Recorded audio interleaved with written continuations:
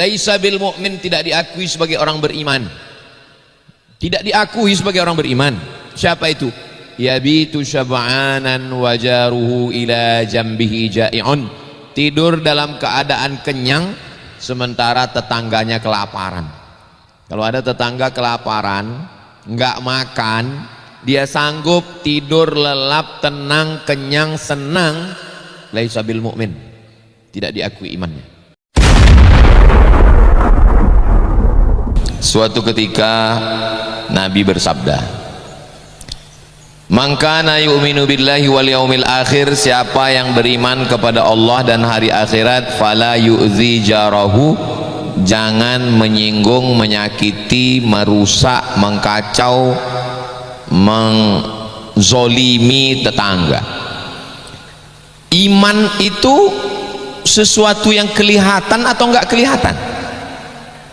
Kalau saya seperti nanya, nggak usah dijawab, itu nanti saya jawab sendiri. Iman itu nggak kelihatan, iman itu abstrak. Rumput kelihatan, mobil kelihatan, rumah kelihatan. Iman nggak kelihatan. Kita hanya tahu orang itu beriman dari tanda-tandanya. Apa tanda orang itu beriman? Man kana yu'minu billahi wal yaumil akhir, siapa yang beriman kepada Allah dan hari akhirat, fala yu'zi jarahu. Tanda orang beriman itu tidak menyakiti tetangga. Alhamdulillah di perumahan ini kalau dilihat dia tidak menyakiti tetangga. Kenapa? Oh, tetangganya belum banyak. Insya Allah nanti ini semuanya 120 rumah. 120 rumah, adem, ayam, tentram. Seandainya saya tinggal di perumahan Mulia Village Juanda Sidoarjo, Mulia Village Juanda Sidoarjo, misalnya saya tinggal di sini, terus keluarga saya yang satu di Jombang, yang satu di Riau. Kalau saya meninggal, yang ngurus saya yang dari Riau, dari Jombang, atau yang di Mulia Village Sidoarjo? Mulia Village lah yang akan ngurus jenazah saya. Makanya kunci kalau mau tenang, jangan kelahi sama tetangga. Kalau kita kelahi sama tetangga, dunia sempit. Kalau kelahi sama tetangga, wajah kita nggak akan mungkin bisa senyum cerah. Kenapa? Tetangga sebelah musuh, tetangga kiri musuh. Keluar rumah wajahnya ditekuk seperti jeruk purut diinjak gajah. Mau senyum nggak enak. Sempit dunia ini. Anak kita jalan sebelah. Makanya kunci satu, jangan kelahi berkonflik dengan tetangga. Perang dengan tetangga itu seperti kata pepatah, menang jadi arang, kalah jadi abu.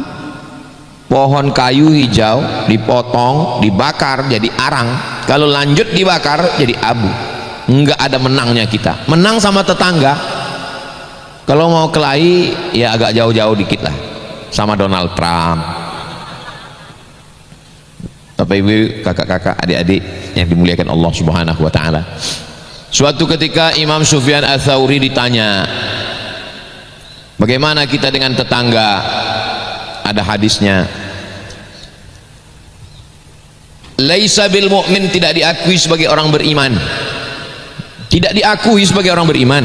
Siapa itu? Yabitu syab'anan wa jaruhu ila jambihi ja'i'un.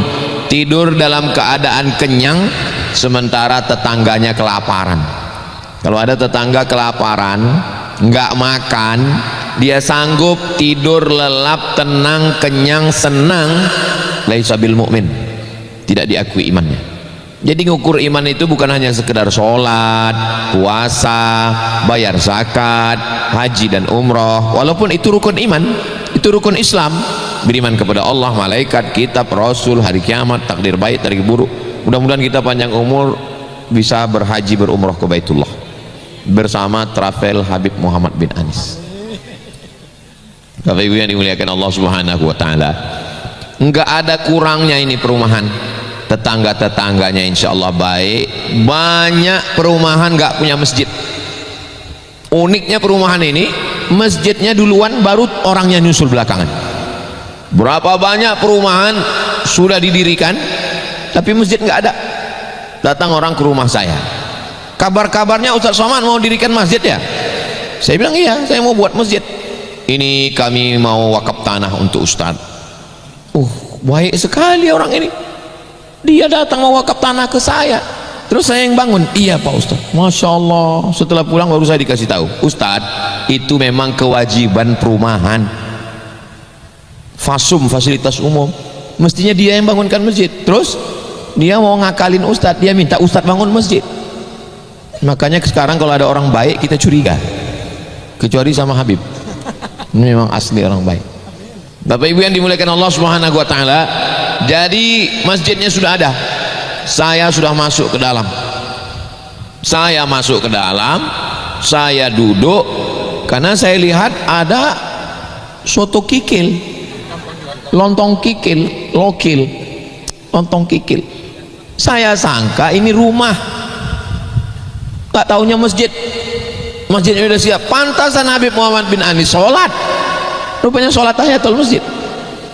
Bapak Ibu yang dimuliakan Allah Subhanahu wa taala, sesuatu itu nggak kita syukuri kalau kita nggak bandingkan tempat lain.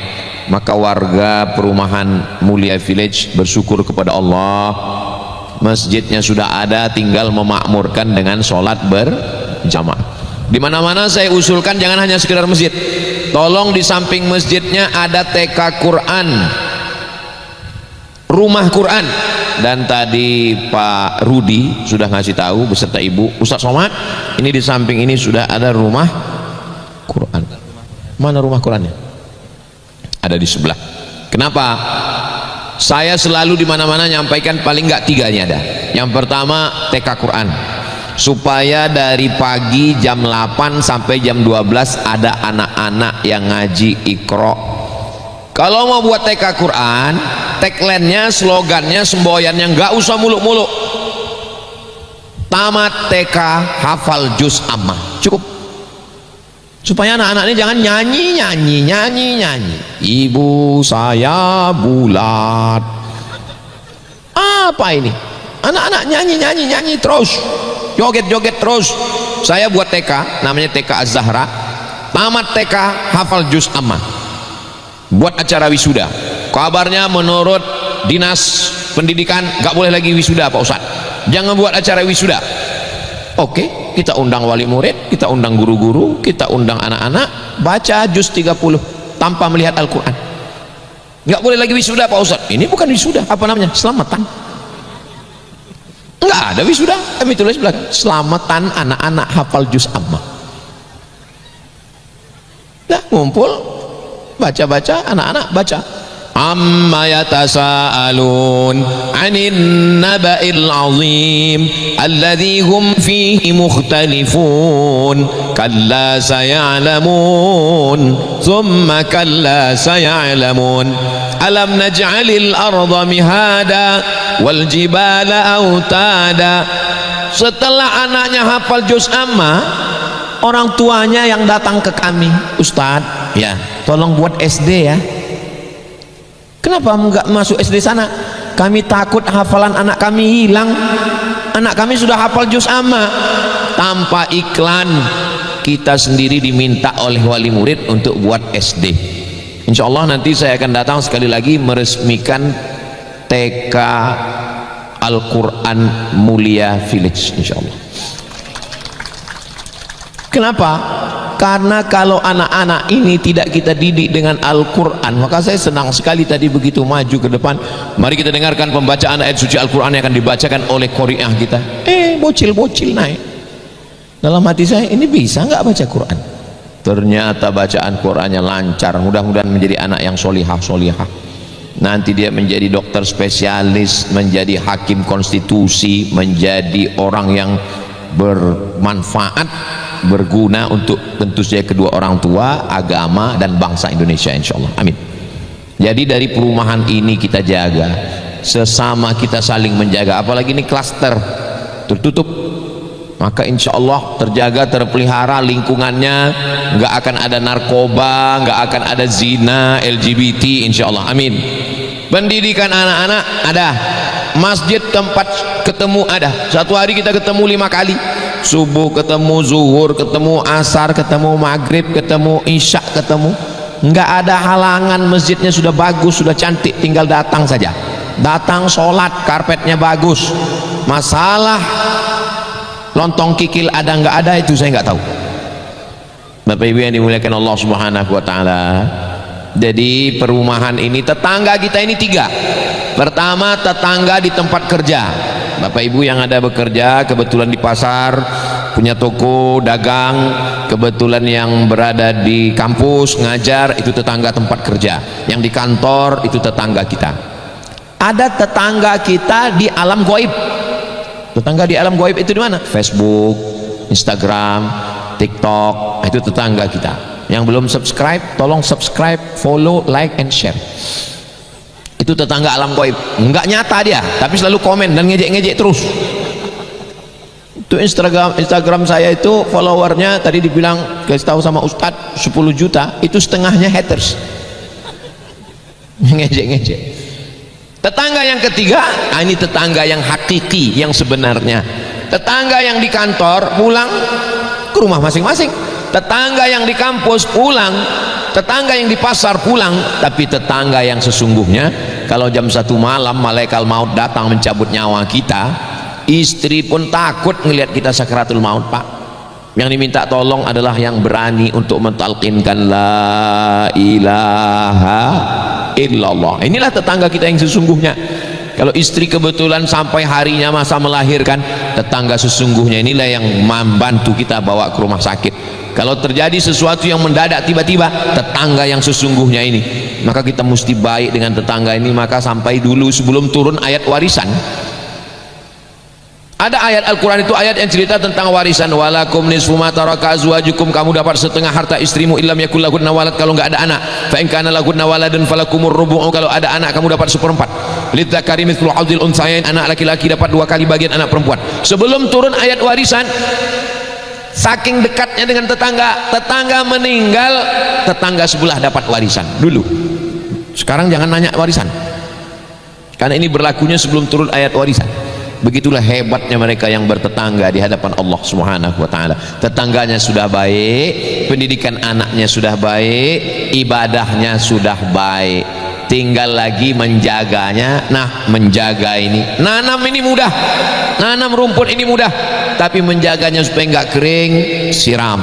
Menjaganya supaya jangan sampai semak, potong. Terlalu tinggi, potong. Kalau dia kering, siram. Merawat, memelihara. Makanya mesti ada pertemuan-pertemuan. Di tempat kami buatkan hari Jumat ba'da asar, ibu-ibu khusus ketemu, baca surat Yasin, habis itu zikir, habis itu ngaji.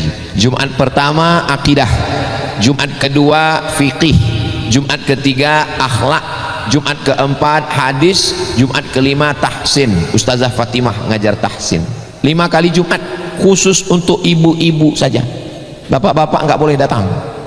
Yang kajian bapak-bapak subuh Rabu, makanya saya subuh Rabu wajib di rumah. Selasa, Rabu, Kamis. Jumat saya terbang ke Jawa Timur. Jumat, Sabtu, Ahad, Senin pagi nanti pulang. Selasa, Rabu, Kamis. Rabu subuh ngaji dengan bapak-bapak, ibu-ibu boleh. Itu bedanya ngaji bapak dengan ibu. Kalau subuh Rabu bapak-bapak wajib, ibu-ibu boleh. Tapi kalau sore Jumat ibu-ibu datang, bapak-bapak nggak boleh ikut. Ini ngaji ini mesti ada. Bisa 1 pekan sekali, alhamdulillah. Nggak bisa 2 pekan sekali. Kita minta kesediaan Habib Muhammad bin Anis untuk datang dari Lawang ke masjid kita. Siap Habib? Dari bunyi senyumnya seperti Bapak Ibu yang dimuliakan Allah Subhanahu wa taala. Ngaji nggak usah lama-lama. Sama seperti di perumahan Mulia Village ini, ngajinya nggak lama-lama, 20 menit. Habis itu tanya jawab. Ustaz kok tahu? Tadi udah dikasih tahu WA-nya. Bapak Ibu yang dimuliakan Allah Subhanahu wa taala, karena kita ini kalau dengar pengajian di YouTube, di TV banyak, tapi ketika kita ada yang terganjal di pikiran kita mau nanya, itu waktu ketemu dengan Ustaz. Cuman kadang pas ngaji ini semua pertanyaannya hilang, sampai di rumah baru muncul lagi. Itu memang kerja setan. Itu memang sudah SOS, standar operasional setan. Pas kita ketemu Habib, ketemu Ustaz, hilang dia. Pas sudah pulang muncul lagi dia. Sama juga seperti kita sedang sholat, sebelum sholat gak ingat apa-apa, begitu sholat Allahu Akbar ingat kunci motor. Alladzi waswisu fi sudurin nas minal jinnati wan nas. Jadi tidak hanya sekedar punya rumah, tapi rumah yang membuat kita nyaman, tetangganya baik-baik, ibadahnya terjaga, pendidikan anak-anak terjaga. Dan kalau kita pergi, istri, anak nggak ada yang ganggu insya Allah. Kenapa? Karena kita udah saling kenal. Kalau ibu pergi, bapak juga nggak akan diganggu pelakor. Kenapa? Karena tetangga ini semua adalah emak-emak garis keras. Dia akan jaga. Ingat, perumahan ini diawasi oleh bukan CCTV, mata tetangga. Nah, jadi kalau CCTV bisa dipotong kabelnya, digigit tikus. Tapi kalau mata tetangga yang begitu tajam mengawasi, siapapun yang datang akan ada laporannya. Pengawasan melekat. Gimana ibu-ibu, siap mengawasi? Hati-hati Pak, karena mereka sudah siap. Bapak Ibu yang dimuliakan Allah Subhanahu wa taala. Jadi isi keluarga kecil itu kan cuma 4. Ada istri, ada anak, ada suami, ada mungkin orang-orang yang bersama dengan kita, mungkin ponakan, mungkin babysitter, mungkin ART. Sehingga kalau 4 unsur ini sudah baik, insya Allah komplek perumahan pun menjadi baik, sesuai dengan namanya, mulia. Mulia di dunia, mulia di akhirat insya Allah. Amin. Kadang bapaknya sudah baik, istrinya mak lampir. Istri baik, suami genderuwo. Suami baik, istri baik, anaknya suster ngesot. Tapi kalau ibunya baik, bapaknya baik, anaknya baik, tetangganya baik, lingkungannya baik, maka turunlah rahmat ke perumahan ini insya Allah. Kita berharap tidak waktu lama lagi 120 rumah ini berisi semuanya, dan isinya semuanya adalah orang-orang yang sefrekuensi, orang-orang yang soleh, solihah, ingin mencari kebaikan, kebahagiaan di dunia, bersama di perumahan Mulia Village, bersama juga nanti di surga Jannatul Firdaus insya Allah. Kira-kira ibu bapak yang sudah tinggal di perumahan mulia ini, kalau meninggal nanti mau sama di surga, mau nggak? Alhamdulillah. Tapi dari bunyinya kayaknya nggak mau semuanya. Karena ada juga orang ketika kita tanya, mau nggak masuk surga sama tetangga? Aku di perumahan ini udah capek kali Pak Ustaz. Apalagi di surga nanti lama kali Pak Ustaz. Padahal nanti sampai masanya kita di surga itu hasad, dengki, dendam, marah, emosi, wa naza'na ma fi sudurihim min ghillin, kami cabut semua penyakit-penyakit hatinya itu. Ya namanya di dunia ini ya masih ada. Kadang ngelihat rumah teman lebih tinggi, ngelihat rumah kawan lebih bagus, kadang ngelihat tetangga beli kulkas, kita yang kedinginan. Kadang ngelihat kawan mobil baru, kita demam. Ngelihat kawan bini baru, kita ninggal. Saya mancing Habib aja. Nah, tapi kalau kita di perumahan ini sudah merasa hatinya nyaman. Ustadz, ini tetangga saya ini nakal, nggak ada baiknya, berarti dia setan. Tetangga saya ini baik terus, nggak ada nakalnya, berarti kamu sudah bertetangga sama malaikat. Kadang-kadang baik, kadang-kadang nakal, berarti dia masih manusia. Yang namanya manusia begitu. Sama saya dengan Habib. Habib ini selalu merasakan saya ini kadang baik, kadang WA-nya macam-macam. Tapi karena beliau melihat saya sebagai manusia, dia mau maafkan silap salah saya. Termasuklah waktu yang sudah habis ini saya tetap ngomong, dia diam. Tapi karena kita sudah lama bersahabat, dari bunyi ketawanya saya tahu bahwa ngomong saya sudah lewat. Katanya. Kalau sudah lama bertetangga, dari tatapan matanya, dari cara ngomongnya, kita sudah tahu. Sama seperti ibu, kalau sudah lama dengan suami istri itu serumah, punya anak, berkeluarga, nggak perlu ngomong. Bapak kan begitu, nggak perlu ibu ngomong sudah tahu. Berarti ini ada permintaan peningkatan budget belanja. Betul Bu? Betul kata mereka. Bapak Ibu yang dimuliakan Allah Subhanahu Wa Taala, itu pengantar dialog kita petang ini bersama perumahan Mulia Village Juanda Sidoarjo dan keluarga besar FF itu apa? Family Fighter. Fighter itu kan petarung. Biasanya yang petarung itu cuma satu orang. Ini family. Bapaknya petarung, ibunya petarung. Jangan heran kalau terjadi pertarungan di situ. Tapi insya Allah pertarungan dalam kebaikan. Fastabiqul khairat, berlomba dalam kebaikan. Tidak ada kata menyerah. Berhenti bergerak berarti mati, berhenti berkayuh berarti tumbang, berhenti mengayuh berarti tenggelam. Unsur akhaka, tolong saudaramu zoliman atau mazluman, yang buat zolim atau yang terzolimi. Kalau nolong yang terzolimi kami tahu ya Rasulullah, ada orang yang terzolimi kami tolong, kami tahu cara nolongnya. Tapi nolong orang yang zolim gimana? Nolong orang yang zolim, tahan tangannya. Kebetulan pangkat dia tinggi, kebetulan levelnya dia lebih kaya, kebetulan dia relasinya lebih kuat, dia menzolimi orang, tahan tangannya. Jadi kita ini alhamdulillah ada RT rukun tetangga, ada RW rukun warga. Jadi dulu aslinya itu cuman kades, kadus paling rendah. Datang penjajahan Jepang mau mengkoordinir masyarakat ini per kepala, akhirnya dia buatkan RT RW. Setelah Jepangnya pulang, RT RW tetap kita pertahankan karena baik, nggak ada salahnya. Jadi dengan adanya, kalau sesuatu terjadi lapor ke Pak RT, nggak mempan ke Pak RT, lapor ke Pak RW, nggak mempan juga ke Pak RW, lapor ke Pak Kades, Pak Lurah, nggak juga mempan, lapor ke Pak Camat. Kita punya semua, camatnya setan juga Pak Ustadz, lapor ke Pak Bupati, Wali Kota, Gubernur. Dan untuk struktur polisi dari mulai Babin Kamtipmas, Bapak Kapolsek, Kapolres, Kapoltabes, Kapolda, untuk Babinsa TNI, Babinsa dan Ramil, Dandim, Danrem, Panglima. Jadi kita punya strata, insya Allah. Mungkin ada orang yang nggak punya pangkat, nggak punya jabatan, kiai, mereka hanya pimpinan pondok pesantren, tapi relasi mereka, jaringan mereka. Kalau malu, tulis di kertas. Makanya saya selalu kalau ngisi pengajian tulis kertas, nggak usah tulis nama. Pas lagi saya sedang ngisi pengajian, ada kertas, Ustadz tolong saya punya anak satu orang, saya sedang dikucilkan di satu rumah karena saya dinikahi oleh Imam Mahdi. Istri Imam Mahdi ngikut pengajian. Saya nggak punya jabatan, tapi insya Allah saya lapor ke Polda. Bapak Kapolda, tolong ini ada masyarakat saya yang dinikahi Imam Mahdi. Dicari, ketemu di perbatasan Sumatera Utara, Aceh, tangkap. Makanya polisi yang hebat di dunia ini salah satunya kepolisian Republik Indonesia, bisa nangkap Imam Mahdi. Tangkap, masuk penjara. Nah, jadi orang-orang yang melanggar hukum kita bantu. Inilah pentingnya kalau kita sering ketemu dengan tetangga tadi, subuh, zuhur, asar, maghrib, isya, tahlilan, yasinan, marhaban, maulidan, tapi karena ketemunya tidak di majelis yang baik, maka hasilnya juga tidak baik. Ada komunitas orang-orang baik itu ada, maka kita menggabungkan diri dengan orang-orang baik.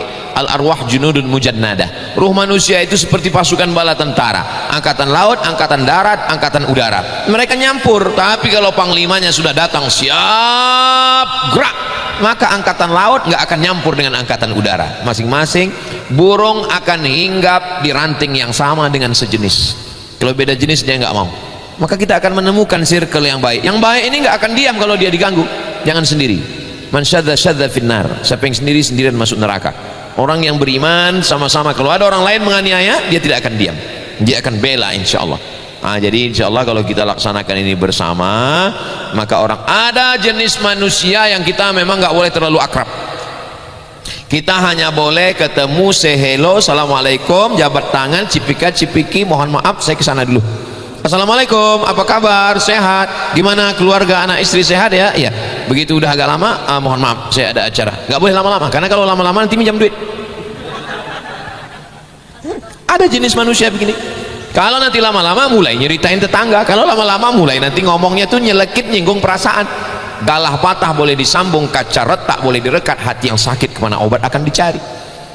Putus nggak boleh, tapi genting boleh. Genting maksudnya ya hampir putus, tapi jangan sampai putus. Say hello.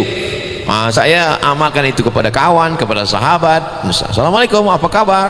Putus segala macam. Begitu sudah ada gelagat-gelagat, mohon maaf istri. Nah, terbaca itu. Biasanya detektor kita kalau udah sering jadi korban tajam biasanya. Mudah-mudahan Allah menjaga kita semua insyaallah. Demikian Pak Kuswoyo. Wallahu a'lam bishawab. Bismillahirrahmanirrahim. Assalamualaikum warahmatullahi wabarakatuh. Waalaikumsalam warahmatullahi wabarakatuh. Alhamdulillah, atas izin Allah, Ustadz Abdul Somad yang biasanya saya lihat di YouTube, di Facebook maupun di media sosial, akhirnya bisa bertemu hari ini. Allahu Akbar. Allahu Akbar. Barakallahu fiik. Terima kasih Ustadz Abdul Somad atas sharingnya tentang tetangga dan keluarga. Saya tertarik dengan keharmonisan keluarga. Bagaimana cara mendidik anak di era digital saat ini agar anak itu tetap diayomi dengan maksimal oleh kedua orang tuanya. Sedangkan sekarang itu kan anak-anak dikit-dikit nangis handphone, iPad gitu kan Ustadz. Agar tetap Qur'aninya itu seperti apa? Terus yang kedua, bagaimana menjaga hubungan harmonis kedua orang tua di tengah kesibukan yang sudah mendarah daging gitu. Soalnya kan saya seorang guru, kemudian orang tua wali murid saya itu orang tua itu banyak cerita, saya kerja, ayahnya juga kerja, anak saya makanya begini dan begitu. Jadi kalau biar dia tenang, dia nggak aneh-aneh, saya pegangi HP gitu. Lah itu bagaimana Ustadz antara anak, orang tua dan di tengah era digital dan kesibukan orang tua. Terima kasih. Wassalamualaikum warahmatullahi wabarakatuh. Waalaikumsalam warahmatullahi wabarakatuh. Anak-anak ini kalau kita kasih handphone, nanti dia aksesnya kemana-mana.